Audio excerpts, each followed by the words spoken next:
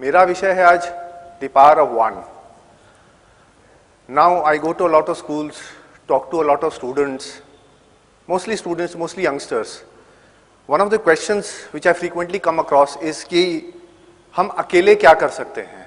ये प्रश्न हमेशा उठता है और इसका कोई सच पूछिए तो इसका कोई बहुत स्पेसिफिक जवाब भी नहीं है. हम अकेले क्या कर सकते हैं. तो इस पे विचार हुआ कि अकेले क्या कर सकते हैं, क्योंकि बचपन से देखिए हम लोगों को ना what we are taught since childhood stage ingrained in our mind. तो बचपन में कहावतें पढ़ी, अकेला चना भाड़ नहीं फोड़ सकता. अब ये कहीं ना कहीं हम लोग सबके दिमाग में है. उस कहावत का अर्थ कुछ और था, बट नकारात्मक माइंड जो आपकी नेगेटिविटी होती है इट टेक्स इनटू फैक्टर और फिर वो यही सोचती है कि अकेला चना भाड़ नहीं फोड़ सकता. Thankfully this thing was not known to a young man, or if known, the young man did not exactly care for what was told to him. When he was thrown off a train in Maritzburg in South Africa in 1893. And what was the reason for the man being thrown out of the train? It was a very cold night in South Africa. The South African winter is very bitter, very harsh. So what was the reason that the young man was thrown out? The only reason was the color of his skin and the racial discrimination policies which were followed by the government of South Africa, which differentiated between people on the basis of their color. So this young man gets thrown out. So he has two options. He's an Indian, so he can very well come back to his country and do whatever he does. Or he stays put. इस अन्याय का विरोध करने के लिए वो वहीं रहे और अन्याय का विरोध करे. उस आदमी ने वही किया, वहां रहा और रेशियल डिस्क्रिमिनेशन और कलर के बेस पे जो डिफरेंस होता था उसका विरोध, पुरजोर विरोध किया. 1930 में वही आदमी एक मुट्ठी, ध्यान रखिएगा, एक मुट्ठी नमक उठाने के लिए अकेले चल पड़ता है. विषय क्या है? सॉल्ट पे जो टैक्स लगता है उसका विरोध करना है. वो नमक जो सबके घर जाता है उस पे भी अंग्रेज टैक्स लगाते थे. तो चल पड़ता है अपने आश्रम से और चलता है तो चलता है. लोग आते जाते हैं, लोग उसके पीछे चलते जाते हैं. जो कहते हैं ना कि वो आगे बढ़ता चला गया, कारवां बनता चला गया. तो वो आदमी चलता है. But Mohandas Karamchand Gandhi was not the first and neither the last person who proved कि अकेला चना ही भाड़ फोड़ता है और अकेला चना ही इतिहास बनाता है. और इतिहास ऐसा बनाता है कि आइंस्टाइन उनके बारे में कहते हैं कि generations to come will scarcely believe that a man such as this walked upon this earth in flesh and blood. So, what is the significance of one? क्या महत्व है one का? Now, one is a very significant number mathematically.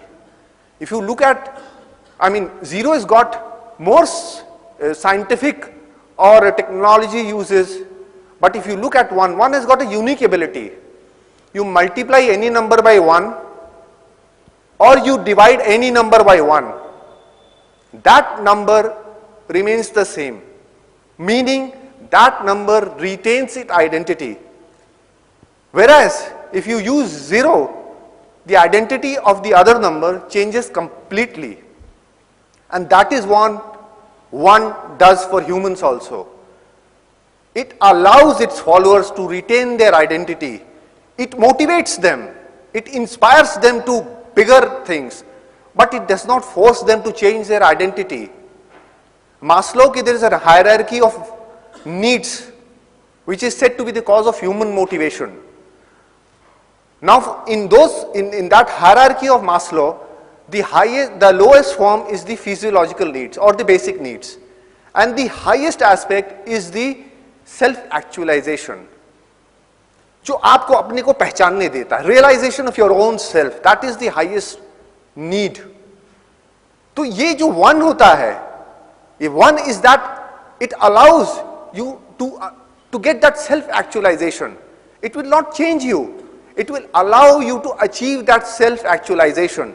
It will allow you to be self-content. It will allow you to do things without changing yourself. And the power of one individual, what does that individual do?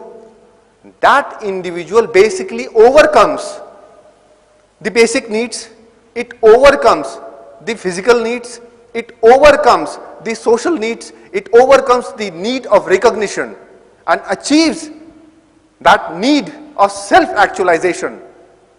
वो एक असली कर्मयोगी होता है जो सिर्फ कर्म के बारे में सोचता है अपने।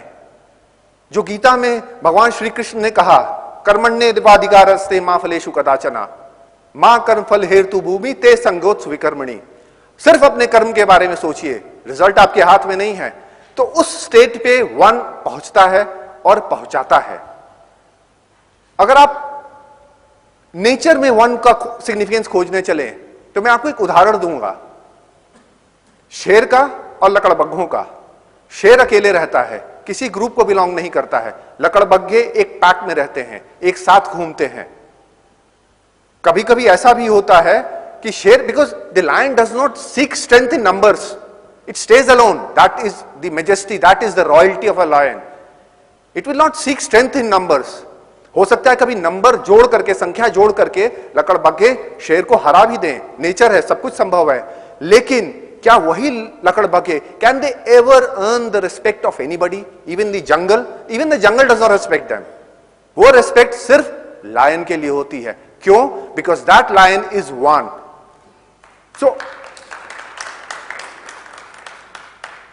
So where does it get the courage? That is the courage of one. That courage that one which signifies positivity, that signifies energy. On the other hand, लकड़बग्घों का जो एक समूह होता है, what does it convey? It basically conveys insecurity. It conveys fear. It conveys bickering. It conveys constant sniping at the heels of others. ना हम कुछ करेंगे ना आप कुछ करने देंगे किसी दूसरे जानवर को. And it conveys a sign of weakness. Weakness को स्वामी विवेकानंद ने कहा था, weakness is a sign, weakness is death, always avoid any weakness you have. तो वो नंबर जो है वो वन होता है। And this was the courage which Netaji Subhash Chandra Bose had when he took on the entire might of the British Raj and slipped out of his home to serve his motherland. देश की सेवा करनी थी, उनका एक ही ध्येय था। उनकी क्या कामना थी?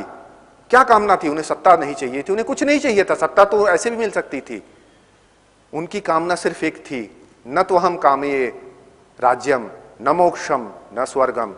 न उन्हें राज्य की कामना थी, न उन्हें स्वर्ग की कामना थी, न उन्हें मोक्ष की कामना थी। उनकी एक ही कामना थी कि अपने पराधीन देश को स्वाधीन करना।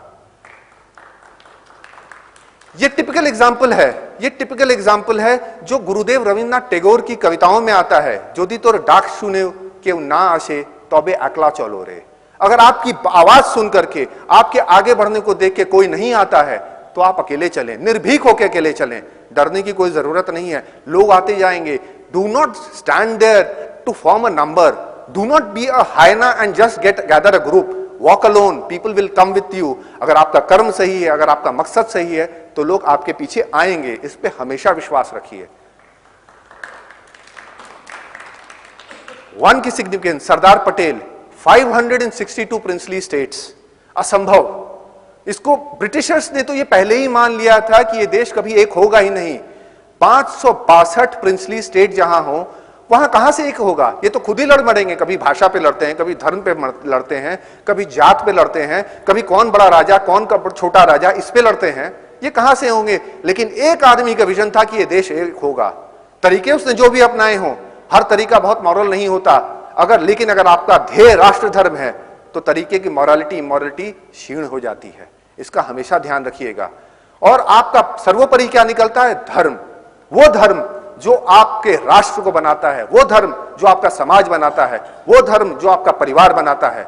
ये वही धर्म था जब 1955 में रोजा पार्क्स नाम की एक महिला, उनको बस में, उस समय यूएसए में अलाबामा, ये मॉन्टगोमरी अलाबामा का किस्सा है, जब वहां पे पब्लिक सेग्रीगेशन कानून था, बस में सीटें बटी रहती थी। ये गोरों की सीट है, ये अश्वेतों की सीट है। और अगर व्हाइट्स ज्यादा हो गए बस में तो what the driver used to do, he used to shift that differentiating line. तो अगर गोरे ज्यादा हो गए तो वो सीटों को से जो ब्लैक्स हुआ करते थे, जो कलर्ड पीपल हुआ करते थे, उनको उड़ जाना पड़ता था। But that day Rosa Parks said, no, I will not get up. This is my seat, I will not get up. वो अकेली थी और उसी बस में 3 अश्वेत लोग अपनी सीट खाली कर चुके थे ठीक उनके पहले. But she said no. कानून ऐसा था, गिरफ्तार हुई, जेल गई, बट उन्होंने अपना मकसद नहीं छोड़ा. नतीजा क्या हुआ? वहां पे पब्लिक सर्विसेज को बॉयकॉट किया लोगों ने. 1 साल तक पब्लिक सर्विसेज बॉयकॉट हुई, कानूनी केस हुए. जो बस सर्विसेज थी, पब्लिक सर्विसेज थी, उनको बहुत आर्थिक क्षति पहुंची. आखिर में वो कानून बदला. तो सिद्ध क्या हुआ? सिद्ध यही हुआ कि अकेला चना ही भाड़ फोड़ता है, और ऐसा फोड़ता है कि भाड़ तितर बितर हो जाता है. तो हम करेज की बात कर रहे थे. करेज को अगर आप लीजिए तो लोग ये सोचते हैं कि करेज का अर्थ होता है having no fear. But does that happen? Well, everyone has fear, but courage is simply the art. It is the art of concealing your fear to the extent कि आपके सामने जो आपका प्रतिद्वंदी हो उसको ये ना पता चले कि आप घबराए हुए हैं, आप डरे हुए हैं. करेज यही होती है. करेज भय का होना ना होना नहीं होती है. करेज भय को ओवरकम करना होती है. लोग इसी में कंफ्यूज कर जाते हैं कि हम में करेज कैसी होगी. आप आगे बढ़िए. मैंने आपसे कहा ना, धर्म होता है, एक धर्म आपको आगे लेकर के चलता है. जो एक धर्म है और सत्य, ये 2 चीजें जो हैं जो आपके हर भय, अगर एक भय एक समुद्र है तो सत्य और धर्म आपको उसको ओवरकम करने के लिए एक नौका है. वही आपको सत्य और धर्म को आगे लेकर के बढ़ना है. ये वही सत्य था. It was this eternal truth. जो एक young man, this was a very young man, this is an incidence of 1989. Very young man, Tiananmen Square में students like you were protesting against the government. They wanted more freedom. They wanted more rights. But obviously the Chinese government would not allow them that freedom, would not allow them those rights. So they were protesting. अब Chinese are they have a very autocratic government. So what did they do? उन्होंने पूरी सेना उतार the students को control करने के लिए. And there is this very famous photograph, there is a very famous video of a young man standing in front of a convoy of tanks. एक tank के सामने वो लड़का अकेले खड़ा है. टैंक उसको हटा के काटने की कोशिश करते हैं कि निकल जाए, वो अपना रास्ता बदल करके उनके सामने आ जाता है. वो एक अनाम लड़का है, किसी को भी पता नहीं कि उसका हश्र क्या हुआ होगा. जिस तरह के चाइनीज सिस्टम है, पूरी उम्मीद है कि उस लड़के के साथ हश्र अच्छा नहीं हुआ होगा. बट उसके पास वो कन्विक्शन था, वो पैशन था, वो जज्बा था. जो वन को वन बनाता है. वन की सिग्निफिकेंस देखिए. दुनिया में लाखों उससे भी ज्यादा असंख्य कह सकते हैं असत्य हैं. सत्य क्या है? सत्य सिर्फ एक होता है. वेदों में भी कहा गया है, एकम सत विप्रा बहुधा वदंती. सत्य एक ही है, वहां पहुंचने के रास्ते अलग अलग हो सकते हैं, सत्य तो एक ही रहता है. तो ये लड़का, ये young man, he conveyed only that truth, क्योंकि उसके अंदर पैशन था, वो चीजों को बदलने का जज्बा था. वो अकेला चना था जो भाड़ फोड़ने निकला था, और उसने वो भाड़ फोड़ा.